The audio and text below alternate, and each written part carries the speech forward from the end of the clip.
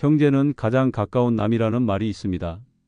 어릴 때는 한 이불 덮고 자라지만 나이가 들고 각자의 삶의 무게가 달라지면 그 관계는 이내 유리 조각처럼 날카로워지곤 하죠.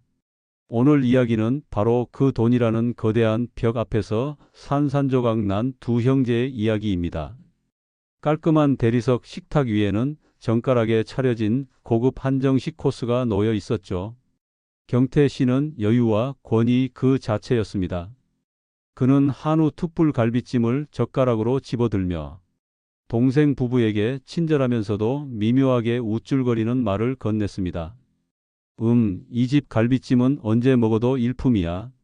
미숙 씨, 이번에 새로 들인 트러플 오일을 좀 더 뿌려봐. 풍미가 확 살지. 성태, 너도 많이 먹어. 이거 한우 툭불 중에서도 가장 좋은 부위만 골라온 거야. 정육점 사장한테 특별히 부탁해서 받아낸 거지. 너도 이 정도는 먹고 살아야지. 동생 성태 씨는 억지로 웃으며 고개를 끄덕였습니다. 그는 지금 소박한 일자리를 찾고 있는 중이었습니다. 형의 집에서 먹는 이 고급 요리들은 마치 자신이 갖지 못한 것들을 증명하는 형의 트로피 같았습니다. 예, 형님. 잘 먹고 있습니다. 형님 댁에 오면 늘 이렇게 진수성찬이라 저희야 덕분에 입이 호강하죠. 성태 씨의 아내 은주 씨는 애써 화제를 돌려보려 했습니다. 형님, 이 오일은 대체 어떤 오일이길래 향이 이렇게 진할까요? 저희 집 올리브 오일과는 차원이 다르네요. 아, 이거 미숙 씨가 지난번에 유럽의 유명 시장에서 직접 공수해 온 거야. 국내 백화점에서 파는 건 다 시시해. 성태, 너도 아직도 건강 생각 안 하고 아무거나 먹고 다니는 거 아니지? 요새는 간단한 요리에도 좋은 재료를 써야 한다고. 돈 좀 써야 제대로 된 걸 먹지. 돈 좀 써야라는 형의 말은 성태 씨의 가슴을 쳤습니다. 성태 씨는 속으로 되뇌었습니다. 형, 나도 쓰고 싶지. 돈이 없어서 못 쓰는 건데. 왜 늘 저렇게 말해야 하는 걸까? 경태 씨는 동생의 건강과 노후 준비로 화제를 이어갔습니다. 그건 단순한 걱정이 아니라 너는 나처럼 살지 못한다는 노골적인 선언이었습니다. 너는 그 나름대로가 문제야. 내가 내 나이 때는 아침마다 전속 트레이너랑 운동하고 최고급 건강식품을 챙겨 먹었어. 너도 이제 슬슬 노후 대비를 해야 할 텐데 내가 아는 자산관리 전문가라도 붙여줄까? 네가 아직도 그런 짠돌이 습관을 못 버려서 문제야. 돈을 모으는 것과 쓰는 것 모두 전략이 있어야 해. 짠돌이 습관. 은주는 얼굴이 붉어졌습니다. 이 말을 참을 수 없었던 그녀가 목소리를 높였습니다. 형님, 저희도 나름대로 열심히 살고 있습니다. 저희에게는 형님 같은 여유가 없을 뿐이지 저희 방식대로 노후 준비를 하고 있어요. 성태 씨도 공원에서 매일 열심히 운동하고 있고요. 공원에서? 공원 운동기구는 영 찝찝하지 않나? 내 말은 말이야, 격이 있어야 한다는 거지. 내가 그때 내 말을 들었더라면 지금 이 모양 이 꼴은 아니었을 게야. 내가 너한테 회사 하나 물려줄 기회가 있었을 때 내가 얼마나 나태했는지 아직도 기억하네.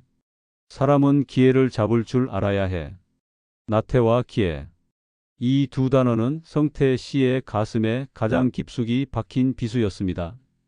과거 형이 주었던 기회는 사실 형의 뜻대로 움직여야 하는 굴종의 족쇄였습니다. 성태 씨는 그때 형의 권위적인 태도와 인색함에 지쳐 결국 사업을 포기했습니다. 그리고 형은 평생 그 일을 빌미로 성태 씨를 깎아내렸습니다. 성태 씨는 더 이상 숨 쉴 수가 없었습니다.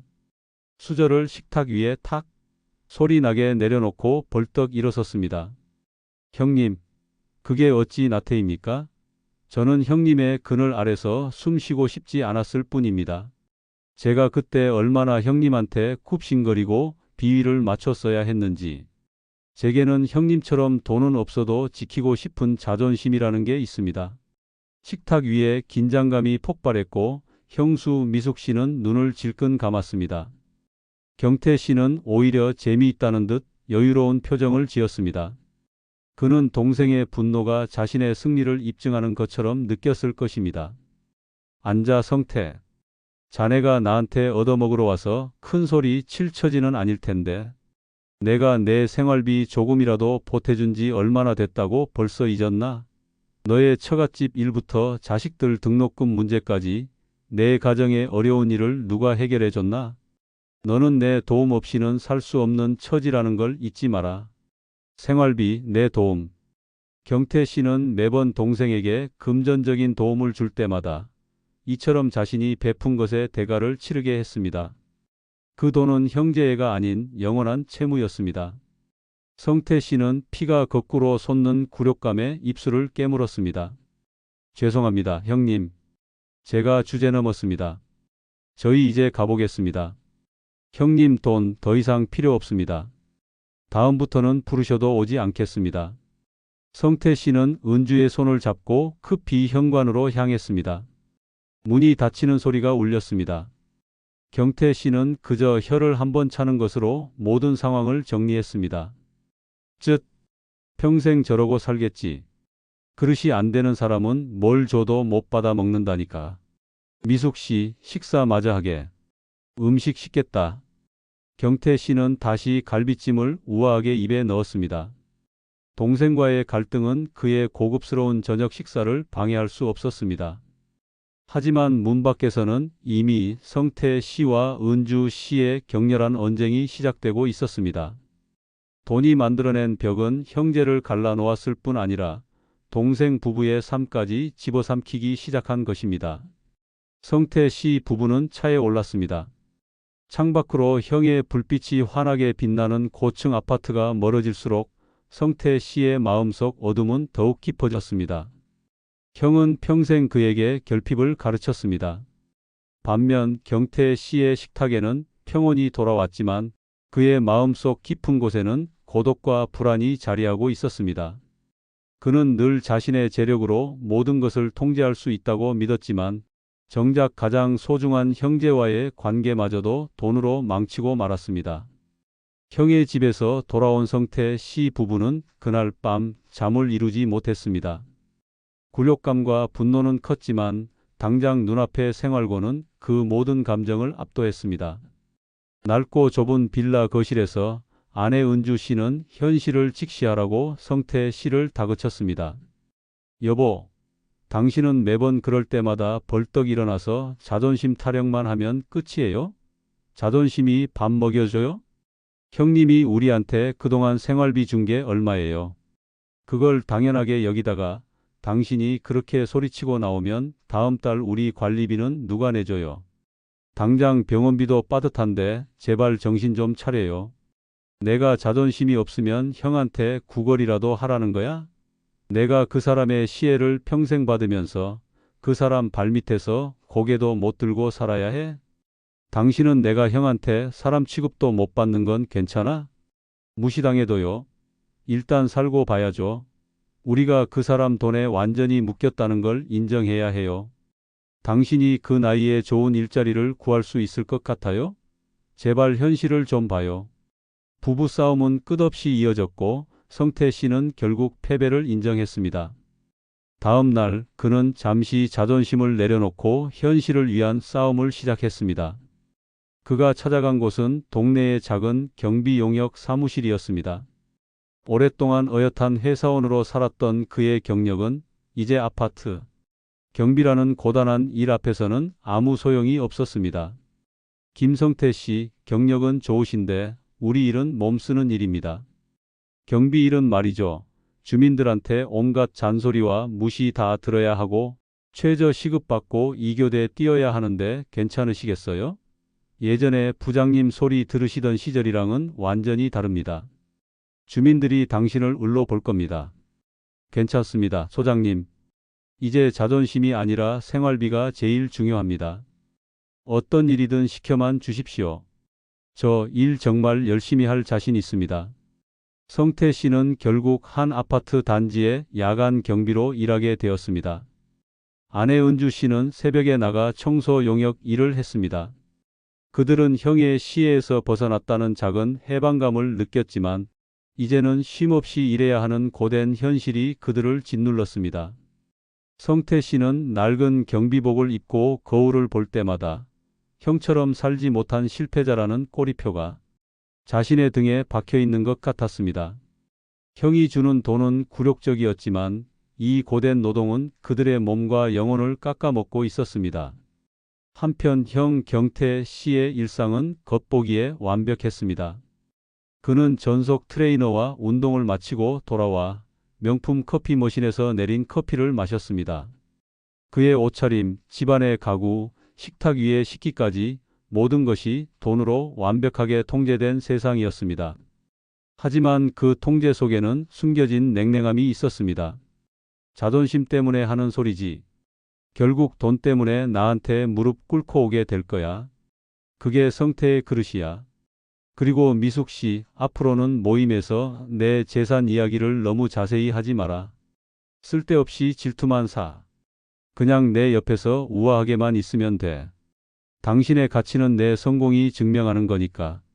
경태 씨는 아내와의 관계마저도 소유물을 다루듯 했습니다. 그의 모든 관계는 돈이라는 잣대로만 평가되었습니다.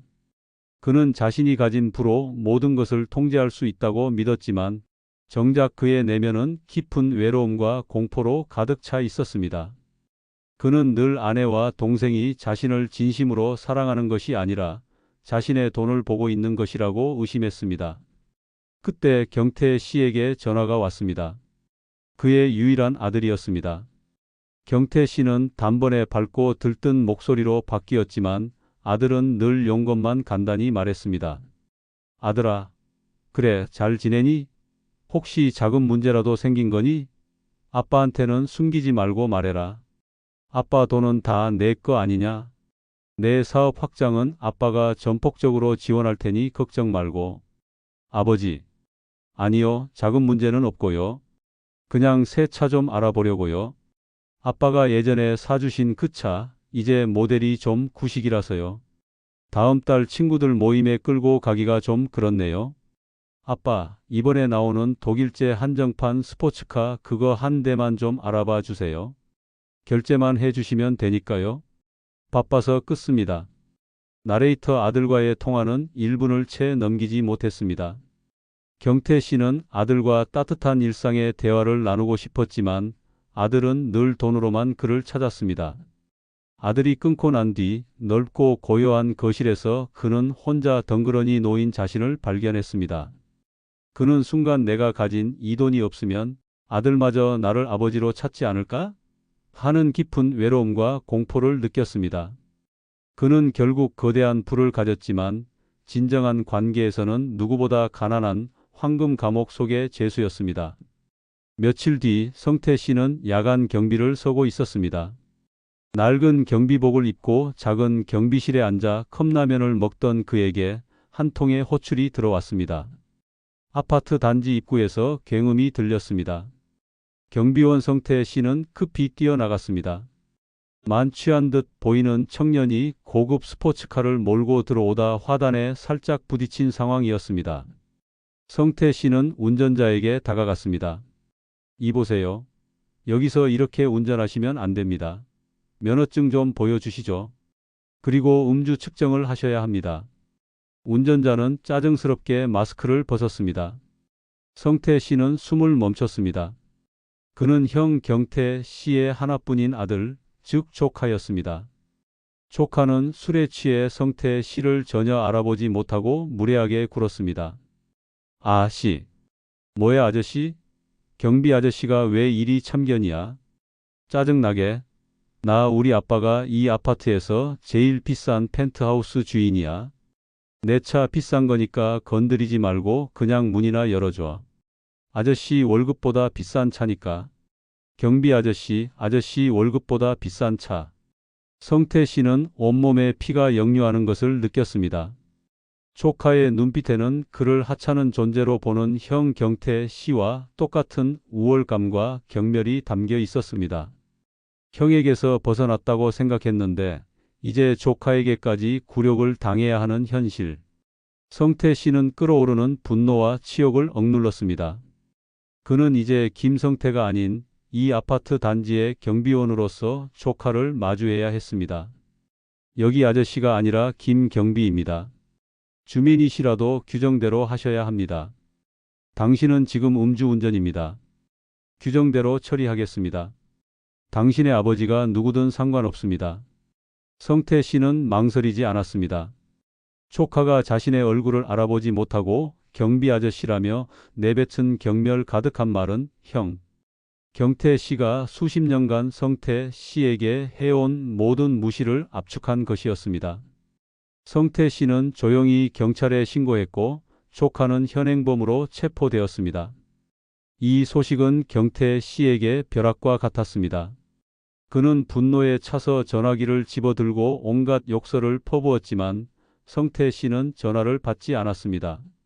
경태 씨는 당장 변호사를 부르고 자신이 알던 검사 출신 인맥 그리고 아파트 입주자 대표 회장에게까지 전화를 걸어 상황을 무마시키려 발버둥 쳤습니다. 여보세요? 김 변호사. 빨리 당장 우리 애 좀 빼내.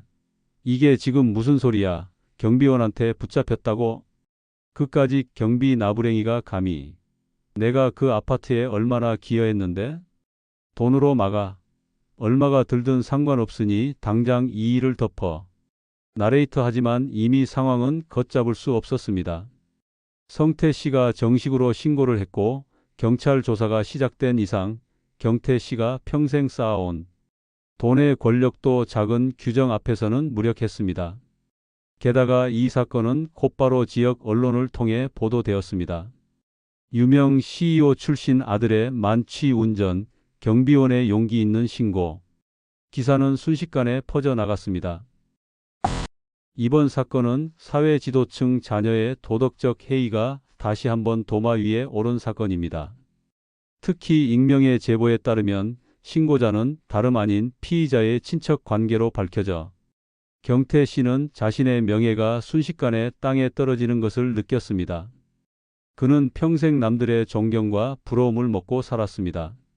하지만 이제 사람들은 그를 아들 교육도 제대로 못 시킨 파렴치한 부자로 손가락질했습니다. 그가 그렇게 멸시했던 경비원에게 자신의 가장 소중한 것을 빼앗긴 것입니다. 사건 후 며칠 동안 경태 씨는 자신의 넓고 호화로운 거실에서 홀로 술을 마셨습니다. 평생 자신을 떠받들던 아내 미숙 씨마저 그를 외면했기 때문입니다.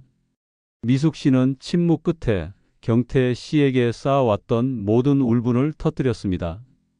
여보, 이제야 만족해요? 당신이 만든 세상이 결국 당신을 이렇게 만들었어요.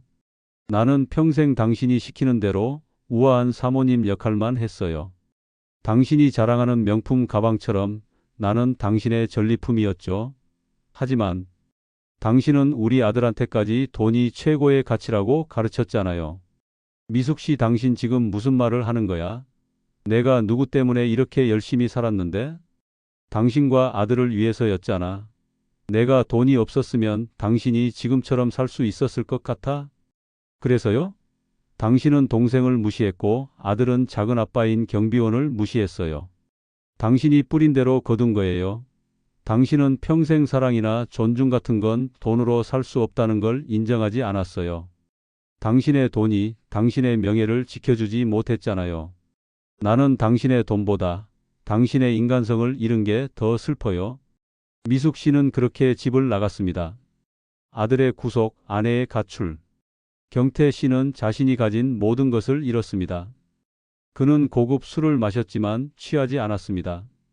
대신 끝없는 공포와 외로움이 그를 덮쳤습니다. 그는 자신이 그토록 멸시했던 동생 성태 씨가 살았던 돈 없는 세상의 냉기를 비로소 느끼기 시작했습니다. 돈이 전부가 아니었나? 나는 이 넓은 집에서 이렇게 많은 것을 가지고 왜 이렇게 차가울까? 나한테 남은 게 정말 아무것도 없나?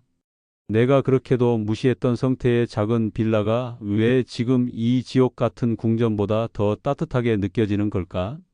한편 성태 씨는 경비실에서 컵라면을 먹고 있었습니다. 그는 승리자였습니다. 평생 자신을 짓눌렀던 형의 권위에 정면으로 맞서 이겼습니다. 하지만 그 승리는 너무나 씁쓸했습니다. 나는 형의 돈이 아닌 나의 존엄을 지키기 위해 이 일을 벌였다. 하지만 결국 형의 가장 아픈 곳을 찔러 복수한 것밖에 되지 않았다. 조카는 내게 경비 아저씨라고 했지만 나는 그 조카에게 작은 아빠의 복수심을 이용해 상처를 준 삼촌이 되었다. 형은 나에게 평생 돈으로 빚을 지게 했지만 나는 형에게 회복할 수 없는 마음의 빚을 지게 한 것은 아닐까? 형제가 서로에게 이토록 잔인할 수 있단 말인가? 성태 씨는 밤새도록 번민했습니다. 그가 원하는 것은 형의 파멸이 아니었습니다. 그저 평등한 형제로 인정받고 싶었을 뿐입니다. 그는 자신이 형에게 돈 때문에 굴욕당했듯이 이제 형도 자신에게 관계 때문에 굴욕당하고 있음을 깨달았습니다. 그들은 결국 똑같은 외로움 속에 갇힌 불쌍한 존재들이었습니다. 성태 씨는 야간 경비 근무를 마치고 퇴근하는 길 아파트 단지 근처 공원에서 한 사람을 발견했습니다. 그는 낡은 벤치에 웅크리고 앉아 있었습니다. 형 경태 씨였습니다. 경태 씨는 이제 그를 향해 소리치지도 무시하지도 않았습니다. 그는 그저 지친 노인의 모습이었습니다. 성태 너구나. 내가 날 만나줄 줄 몰랐다. 내가 우리 아들을 신고한 일 처음엔 너를 죽이고 싶을 만큼 미웠다. 내가 너한테 해준 게 얼만데 하지만 지금은 내가 옳았다는 걸 안다. 내가 나한테 마지막으로 사람답게 사는 법을 가르쳐 준 거였어. 경태 씨는 떨리는 목소리로 말을 이었습니다. 그의 입에서 평생 듣지 못했던 후회와 진심이 흘러나왔습니다. 성태야, 내가 회사를 그만뒀을 때 내가 내게 진심으로 사과하고 보듬어 줬어야 했는데 나는 그때 너를 경쟁자로 봤어. 내가 더 우월하다는 것을 확인하고 싶었지. 내가 돈 때문에 나한테 굽신거릴 때마다 나는 내 성공을 확인하며 쾌감을 느꼈다. 나는 가장 소중한 동생을 잃어가면서까지 그 얄팍한 우월감을 지키려 했어. 미숙이 말대로 나는 돈 말고 아무것도 남지 않은 외톨이다. 성태야, 내가 나를 용서해 줄 수 있겠니? 성태 씨는 긴 침묵 끝에 형의 곁에 앉았습니다. 그의 눈에는 복수심 대신 연민과 용서가 차올랐습니다. 형님, 저는 형님의 돈이 필요했던 게 아닙니다. 그냥 형제로서의 존중이 받고 싶었습니다. 형님이 저를 인간 대 인간으로 봐주시는 것, 그것 하나면 됐습니다. 그리고 형님, 저는 형님을 미워하는 일을 이제 그만두고 싶습니다. 그 미움 때문에 제가 더 불행했습니다. 이제 그만 내려놓으세요. 성태 씨는 형의 어깨를 조심스럽게 토닥였습니다. 수십 년 만에 처음으로 돈과 권위의 무게가 사라진 형제 간의 따뜻한 접촉이었습니다. 그날 밤 성태 씨의 낡은 빌라에서 세 사람은 저녁 식사를 했습니다. 트러플 오일이 아닌 은주 씨가 담근 묵은지 김치찌개였습니다. 경태 씨는 평생 먹어본 가장 값비싼 코스 요리보다 이 소박한 팝상 앞에서 비로소 진짜 평화를 느꼈습니다. 성태야, 고맙다. 너희가 나에게 돈으로 살 수 없는 귀한 팝상을 차려줬구나. 이제야 알겠다. 인생의 격은 얼마나 가졌느냐가 아니라 얼마나 인간적으로 살았느냐에 달렸다는 것을. 돈으로 인해 가장 소중한 형제 관계를 잃을 뻔했던 두 남자. 그들은 가장 비참한 파국을 겪은 뒤에야 비로소 사람의 가치는 재산 목록이 아니라 서로를 향한 존중에 있다는 것을 깨달았습니다. 형은 이제 돈으로 잃었던 가족을 회복하기 위해 노력할 것이고, 동생은 누구에게도 꿀리지 않는 당당한 경비원으로 살아갈 것입니다. 인생의 진정한 노후 대비는 통장 잔고가 아니라 내 인생의 가장 어둡고 힘든 순간에 기댈 수 있는 사람의 온기입니다. 여러분의 삶에는 돈으로 살 수 없는 진정한 온기가 남아 있습니까? 달팽이 우체통이었습니다. 구독과 좋아요 부탁드립니다.